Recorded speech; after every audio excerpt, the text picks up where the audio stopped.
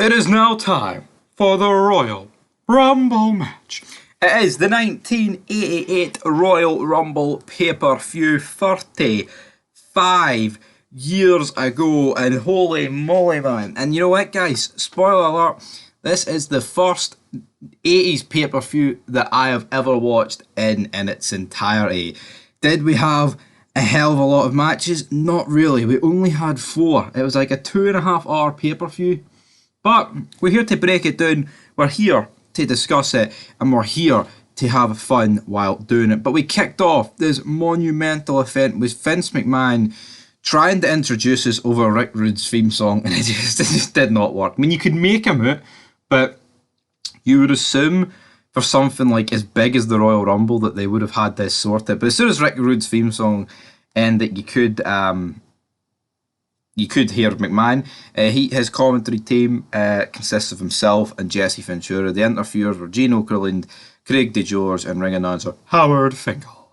And we had the Hebner brothers as the referees tonight as well. But you know what? It was a decent match here between Rick Rude and Ricky Steamboat to kick us off. It's weird. I was thinking about this the other day. Like, where did Ricky the Dragon Steamboat go after like the early 90s? I can't remember him doing anything until that match against Jericho. But I legit don't remember him having any match in between that period. But anyway, you know, it's weird when you go for like ruthless aggression attitude era to like going back to here. But it doesn't change the fact that these guys could work. This is even here. Wrestling was wrestling, and here they took pride in their craft. These days, it's literally just flips. Here, you did not need that. You've got the strength of Rick Rude taking on the athleticism of Ricky the Dragon Steamboat. And you know what? It wasn't the greatest match I've ever seen, but it was fun, it was entertaining, and it was the correct match to kick off the show. Eventually, though, Rick Rude places Steamboat in a Canadian backbreak rack. Hebner signals for the bell. Rude thinks he's won, but then it turns out, god damn, Ricky the Dragon Steamboat has won via disqualification due to the simple fact is the big man hit Hebner. He was clutching his chest. It almost looked like he was having a heart attack here, but Ricky the Dragon Steamboat wins. Then we get Rick Rude entering the ring, and he's like, what the hell, man? He's like getting in Hebner's face. So that was a cool wee thing happening there. And then next, I think this segment borderline killed the show. And I'm not even exaggerating when I say that. But we get Dino Bravo. So he is attempting to set a new world record. He's trying to bench press 715 pounds. Now, he did die at the age of 44 in 1993, so he died 5 years after this.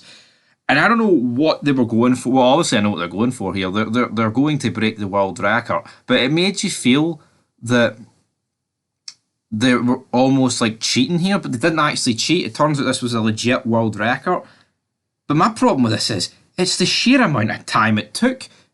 Like, the opening match was about, like, I think it was about 15 minutes. 18 minutes the opening match was. And I kid you not, this segment here felt like it lasted for about half an hour. Just Dino Bravo warming up, trying different weights until eventually he would beat the 715-pound world record. Honestly, and then they had to weigh it afterwards, but it turns out it was that. And I don't know what this was about. Honestly, I really don't. I don't know why it took them so long to do this segment. Like, I get it, right? He has to, like, warm up.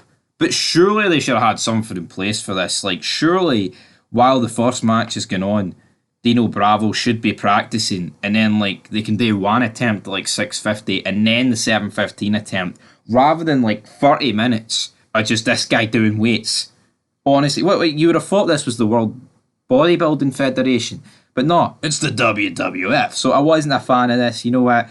And when a segment so long and drawn out takes up so much of the show, it's going to take it's going to take effect into the rating at the end of the show. You know, I'm a fan of Jesse Ventura, McMahon on commentary. The fact you had Gene basically commentating on it as well, because he was interviewing them during it, and you had Jesse the Body Ventura, all charismatic guys, but didn't take away from the fact that this segment sucked.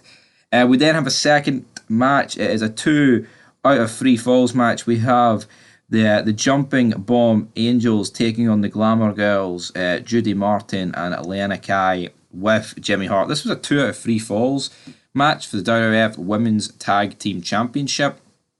Pretty weird. Did not even know there was a Women's Tag Team Championship back in the day. So it's weird that in the 80s, and I'm going to assume how this belt probably lasted like the early 90s, like they took pride in women's wrestling, and then like all of a sudden we get to like the Attitude Era, Ruthless Aggression. It's like, it's just TNA. That is all it is. Now, is there any surprise there? Like the two most popular eras of wrestling. Well, I mean, the 80s was popular, but I mean, it's all for Hogan. It's not for fucking. It's not for the glamour girls, right? It's not for the jumping bomb angels. But yeah, they end up winning here, so that was all interesting. But up next, we have another good segment. We have Andre the Giant and Hulk Hogan signing a contract for a WrestleMania 3 rematch. Of course, this match that is going to take place on February 5th, 1988 on Main Event, which is actually not long after this, so probably like to actually watch that, see what happened in that match. And of course, the gimmick is that basically the Macho Man, the $1 Million Man, has bought Andre the Giant's contract, and he says that if he defeats Hogan for the WWF Championship, then he basically has to hand it over to Ted DiBiase. Now, Ted DiBiase was trying to offer Hogan money for the belt in this whole feud as well, but eventually we do get the contract signed. We've got Hogan on the mic, we've got Andre going, yeah. It was funny, and then the $1 Million Man's like, give him your damn approval, Andre. And then Andre flips the table, he slams Hogan's head into the table first, and then he flips the table, but it's weird. Like, normally when they flip the table, like the table would go up in the air, but Hogan would fall back, but Hogan's face is implanted in the table, so when he flips it, he does like a complete 180. Oh man, you'd need to believe it to see it.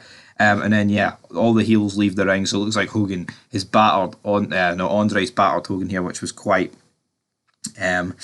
interesting to say the least. I actually really enjoyed this segment. So yeah, we may have had like a really bad segment in the whole Dino Bravo one, but this one, you know what, guys, I'll call a spade a spade. This was an interesting segment to say the least. But now, guys, it is time for the Royal Rumble match. Now, of course, Big John Studd did win a quote-unquote Royal Rumble, but this is like the first legit Royal Rumble. And the first ever entrant in Royal Rumble was Bret Hart. Bret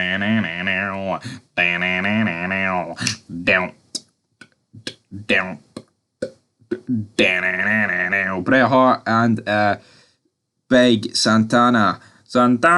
Tito Santana, amigo. God damn it. That is what I am talking about. But Butch Reed is the guy to get first eliminated. He came in at number 3. Jim Neidhart came in at number 4, which was an interesting dynamic, seeing like 2 tag team partners in there. It's not, I mean, I wouldn't say it's weird that they experimented this in the like the first So Rumble, but you know, it was good to see. Good bit of psychology here, but let's be real, guys, I'm not really a fan of the Hart Foundation. They're boring bastards. Throughout this match, you've actually got decent eliminations. It's not a case of, you know, like these guys were very sloppy. Like I say, they can work, right? It's not like these days when you watch an AEW Battle Royal and some of the eliminations are absolutely fucking horrendous. But just to go through some of the entrants in this match, we do have like the likes of Jake Roberts, Harley Race is in there. He only lasts 10 minutes. Harley Race, like I said, Harley Race sucks, man. It's supposed to be this big guy and only lasts 10 minutes. We have Jim Bronzo, Sammy Houston, Danny Davis, Boris Sokov, Dan Morocco, the third longest reigning Intercontinental Champion of all time, Nikolai Volkov, my friends.